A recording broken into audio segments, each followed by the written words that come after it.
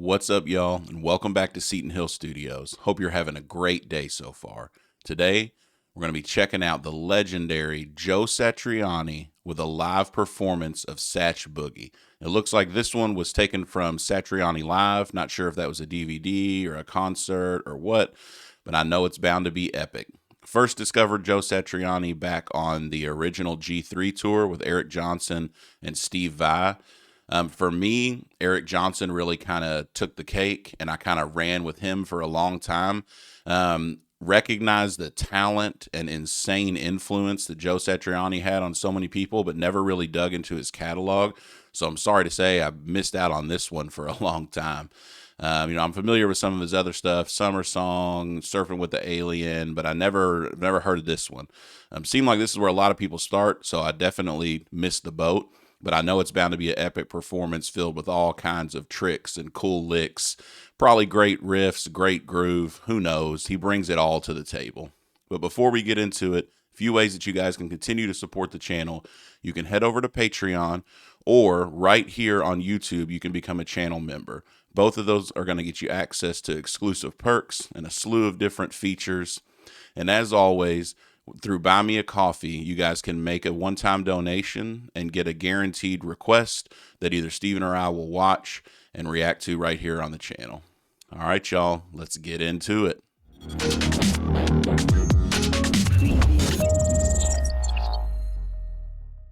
All right, folks, here we go. Joe Satriani from Satriani Live performing Satch Boogie. I know it's about to be great. Let's see what it's all about.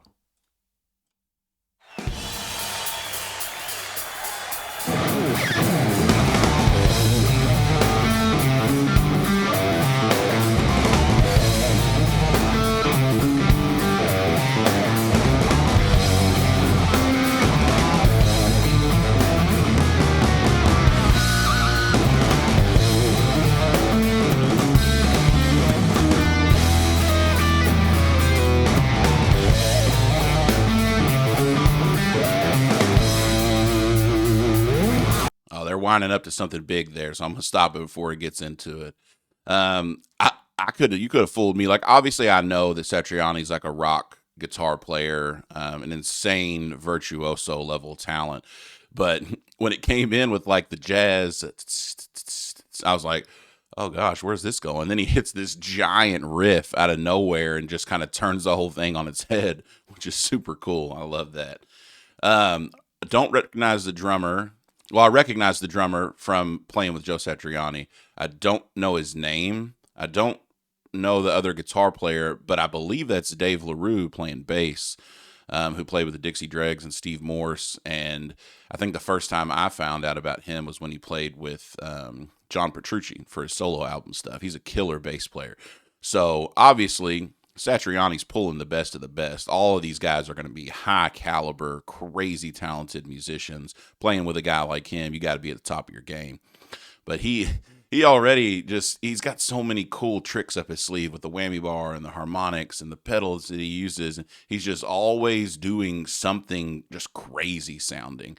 As wild and amazing of a guitar player as he is, probably I could see in this performance, I could see him just doing some weird noises or wild technique I've never seen before that would amaze me even more than all the impressive licks that he's got in his repertoire. And he's just an amazing writer. All right, I'm going to take it back a little bit. They sound like they were winding up into something big, so I'm excited.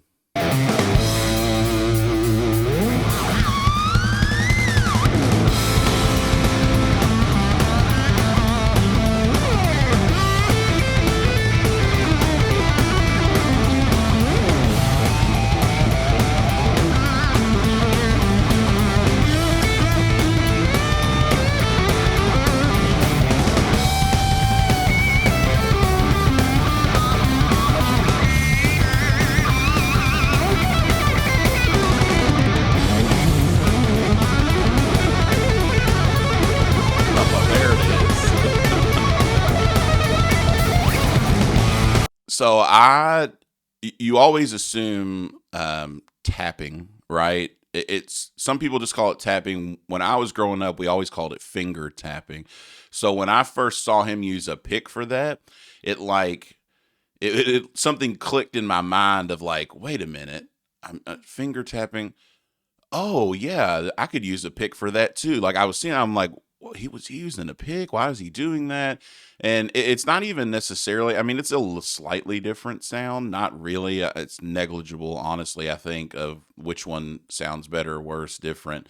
But like when I saw that, I'm like, that's smart. You don't have to use another finger. You don't have to kind of tuck your pick away to do it. And yeah, when I saw that, I was like, wow. Such a simple thing to use a pick in place of your finger to do the tapping. But it like when I was a kid and I first saw him do that, I was like, wow, this guy's a genius. And little did I know he actually is a genius. But that to me as a kid just like blew my mind of like, wow, he's not finger tapping, he's pick tapping. And then as I got older, I realized, well, it's just tapping. Like that's why people kind of stop calling it finger tapping. They just call it tapping nowadays. But he's so tasteful. He uses a lot of pinch harmonics. So like you heard a ton of pinch harmonics in there just now, inside of all those kind of melodic lines that he's doing in between the blazing fast legato licks that he's playing. And he's pinch harmonics they can go one of two ways. They can get overused to the point that they become kind of like cringe. Or they can be used in really tasteful musical ways. And he always finds a way to use them in tasteful musical ways. He's just, he's so good. All right, here we go. Take it back to that pick tapping part.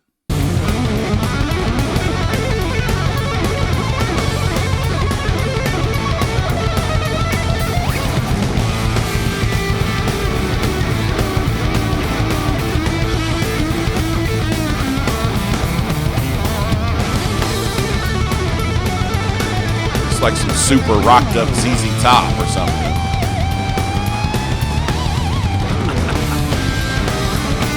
He knows how to work that whammy bar, man.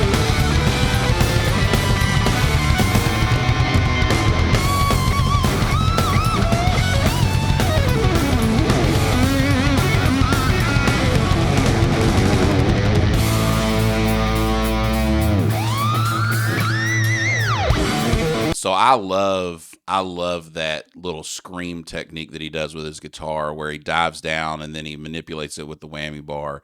That was such a cool thing. I know the first time I heard him do that as a kid, I was like, I'll never be able to do that.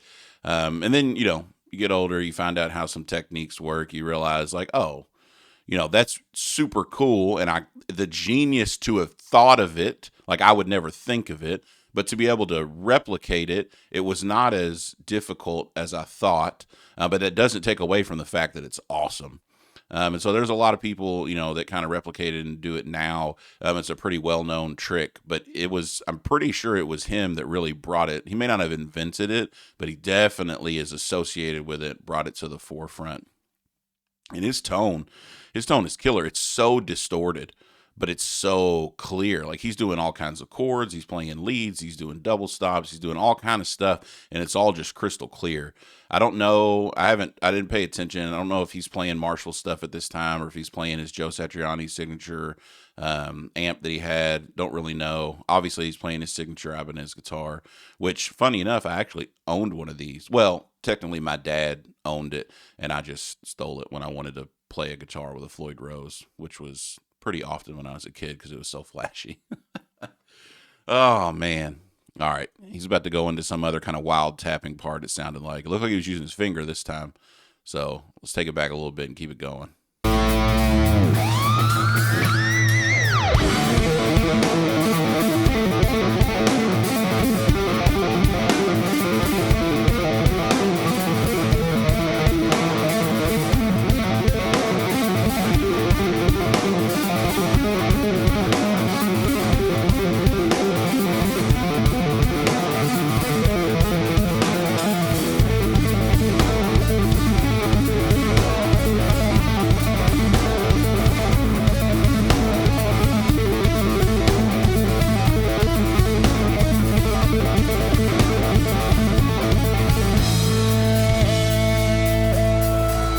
So, couple things about that section. One, tapping part's super cool, right? It's a unique rhythm. It's very cool. He's insinuating a lot of chord changes, right, with what he's doing. But then the bass comes in and it just locks into that one note, which makes everything that he's doing that much more impactful because the melodic and harmonic content around him is not changing, but he is changing, which is why that part sounds so cool. And bass drums just hitting with the kick, syncopated there. But honestly, the weird thing is I'm seeing this epic tapping part play out.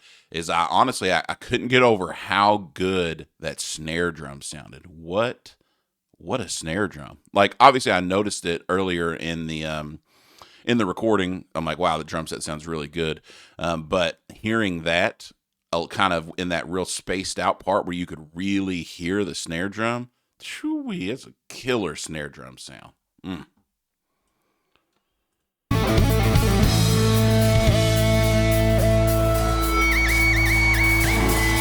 That feedback, I love that.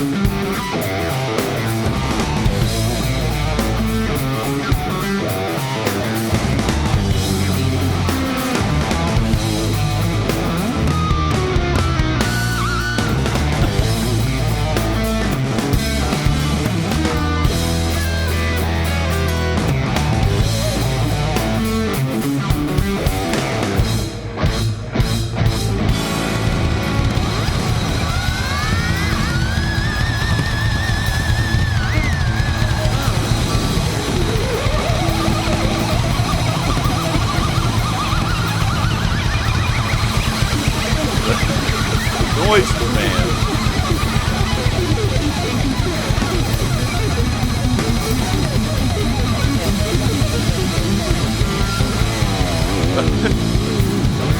No, hold on. The noises, man. I knew it. I swear I haven't seen this video, but I know enough about him to know like he's incorporating the noises, man. Honestly, like I hear that, and all I can think about, and I'm gonna age myself a little bit here, is the original Punch Out on the Nintendo, the original like NES system. Like that's what it sounds like to me. Like it made, as soon as I heard him start making those noises, I'm like, that's insane. And then it like kind of draws me back to like when I used to play that video game as a kid. Those were like the sounds that it made, like in between rounds, like emulating people talking when you get knocked out, which I got knocked out a lot as I was learning how to play that game. But yeah, it sounds like an old, like a 8-bit like video game soundtrack, which for me is super cool. I love it. I think it's awesome. Uh, I want to take it back. The song must not be over because we got like another minute in the video. So let's see. Where's he at? Oh yeah, this is when he starts making all the crazy noises. Oh man.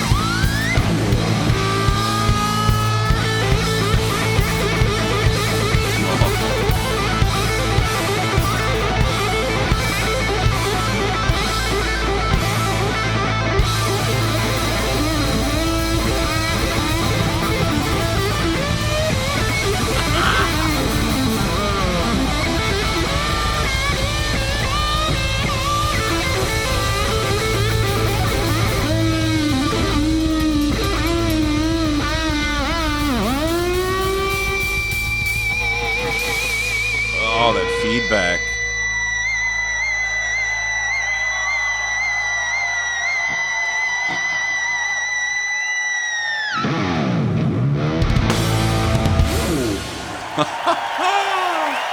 Oh, the pick toss. There we go. Oh, shoot. Is it over? Oh, wait. Is he back? No. Just a still frame. Okay, yeah, I guess we'll call it there. But man, what a showman, man. He's one of them dudes that just personifies joy while he's playing. He clearly loves what he's doing. He's having a great time. And that's awesome for the audience. I know I've said it in a million other videos of how important it is to engage your audience and just put on a show. Like, you are an entertainer. Like, he's not just an amazing, phenomenal virtuoso guitar player. Like, they're there to see him. They're there to hear him, but they're also there to see him. And he puts on clearly a heck of a show. He's into it the whole time. He's got the, people talk about like the John Mayer faces. Like, they need to be talking about the Satriani faces, because that was, hey, he's into it. He's clearly feeling what he's doing. Wow. All right, y'all. What'd you think? I've definitely been missing out not getting into more of Satriani's catalog for sure. Like I said earlier, when I first saw him at G3, I was baffled by what he could do. But I just went a different route musically. And, I've checked in over the years, things pop up, you hear things, and you want to check it out. And he is, again, that's not to downplay how good he is or how talented he is, because he is next level virtuoso guitar player. His influence on so many different people is so apparent in the way that they play, and tone, phrasing, everything. He's the real deal. I still can't get over how distorted his tone was, but how crystal clear it was. I mean, you could hear every note of everything he was doing, not just, and he didn't really seem like he was switching tones a lot. He seemed like he just had one tone and he just went with it the whole time, which is crazy for the amount of rhythm, riffs he was playing versus lead playing. Obviously he's doing things with his volume, his tone control. He's switching pickups, getting different sounds that way. But it would sound like he just had one tone and just went with it for the whole song, which is awesome. The band, absolutely killer. Again, the only person I knew was the bass player, which was Dave LaRue, I think. I think it was. It looked like him, sounded like him. But the band was absolutely killer. Honestly, that song sounded like, I think I mentioned earlier, like super rocked up ZZ Top to me. Which, maybe that's what he was going for. I don't really know. Super bluesy, but also super rock at the same time, which is awesome when you can kind of fuse different genres like it together. Because most people don't think blues rock. They're not thinking this. And it was awesome, man. What a crazy good writer, guitar player, and performer. Just the whole package. Wow. All right, y'all. Make sure you like the video, subscribe to the channel, hit that notification bell so every time we drop new content, you guys can be made aware. And as always, we'll see you on the next one.